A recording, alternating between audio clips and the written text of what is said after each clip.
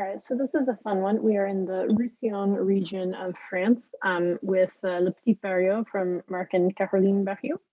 Why is it so fun? It's fun because it's Syrah, but it is obviously made into a white wine, which is A, very hard to do, very impressive, and B, just really interesting because it's almost like it changes what you are probably going to find in the wine.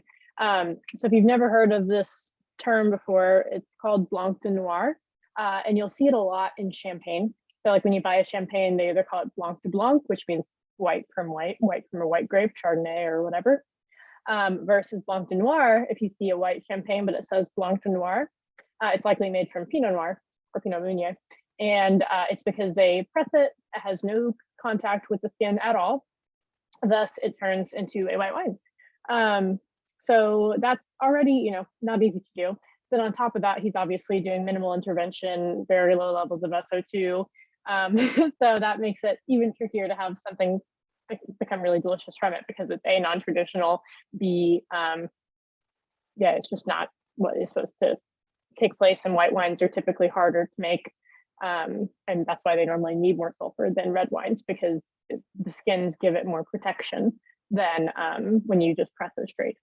So really in the weeds with this one, but you can see why I'm really excited about it. So yeah, with that in mind, know that we're talking about Syrah here, but we're looking at a white wine. So with that in mind, I will say on the color, I don't know if I'm just making this up. It does have the teensiest, weeniest hint of like pink, I would say. So, I mean, I would definitely look at this. If I didn't know, I would just look at this and think, oh, white wine. But now that we do know, it is a little bit there.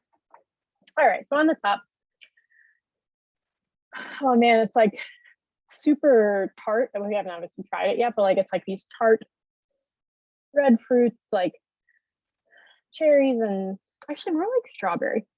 I mean, honestly, it could be both, but lighter. It feels lighter. Oh, hello, Norman. It feels lighter than a red wine obviously would. But when you see a white wine, your initial reaction is to be like, oh, like, am I getting lemon or lime? And like, what kind of apple is it?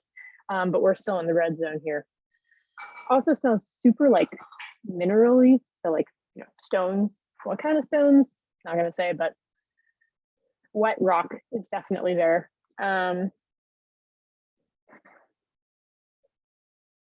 That said, I do think that it has a bit of like I don't know that I'd specifically say lemon or liminess, but certainly a zestiness to it, which of course brings me into feeling like it is. Yes, we're very excited. Bringing me to think about lemons and limes. All right, so with that in mind, let's try it.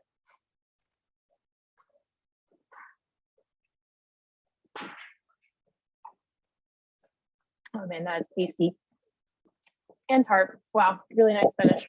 So it has everything we just talked about.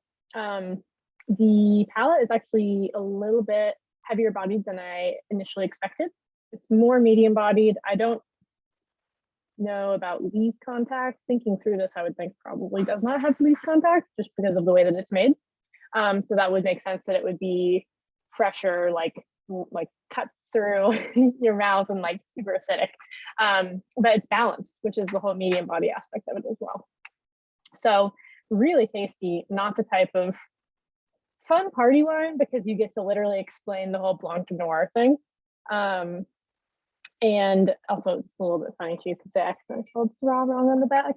I always like those small little things because it just proves that it's just, a guy and his wife and the importer who we love, DGA, that's bringing this in, not some giant company. So yeah, it's just like a fun party trick, honestly. It's like bring it out and be like, let me give you this white wine. Psych, it's red. Anyways, so it's funny because as far as traditional pairings go, I don't have any because this is normally a red wine. But just knowing the way that it tastes, what I would put it with, I would put it with things that have a lot of acid already. So anything that's already gonna, I'd put it with foods like I would put foods with maybe like a Sancerre, like not New Zealand Sauvignon Blanc, but like it's got the zippiness like a Sauvignon Blanc, but it has more depth to it and like a little bit more medium bodied. So like easy ones, obviously like roasted chicken, What would be something interesting? I am opening it with cauliflower. It's like cauliflower made like chicken wings. So I think that's going to be very tasty. Yeah, it's super food friendly, so you could really put it with anything. Fish wise, gonna go great. Chicken wise, gonna go great. Honestly, probably be fine with pork too. So I wouldn't go past pork in the meat zones.